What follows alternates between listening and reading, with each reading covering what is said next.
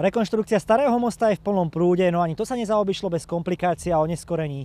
Súčasťou tejto rekonštrukcie je aj prestavba Šafárikovho námestia a výstavba električkovej trate do Petržalky.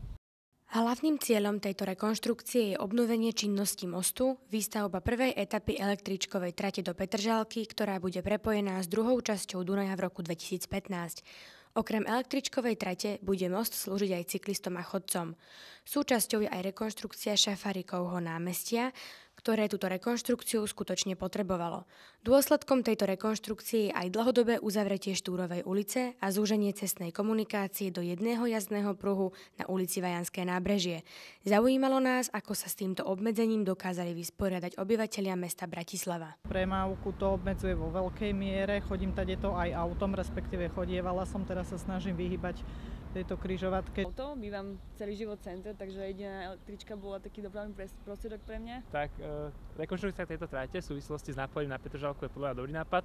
Obmedzí ma to v doprave, nemôžem to auto prechádzať, teraz som musel parkovať toto ďalej, ale chvíľu to vydržím a keď to bude pre dobro spoločnosti, tak je to fajn. Ja som od táto a bola, kedy električka tam chodila, keď som bol taký mladý čuščen, jak sa povie, tak chodila rovno do Viedni. No tak ja myslím, že by to bolo už na čase, aby to dali dokopy, aby tu auta nechodili, aby tu niečo bolo, niečo príjemné, aby tu boli nejaké lavičky, tá piča zóna, keď tu bude, tak ja myslím, že malo by to byť veľmi pekné. No. Pohľadom môjho momentálneho, keďže som matka na materskej, ktorá chodí na dlhé prechádzky, ten most ma obmedzuje, lebo som chodievala cez neho pravidelne do tej Petržalky. Ale verím, že to nebude trvať dlhšie ako to obdobie, čo naplánovali, možno to skrátia, dúfam.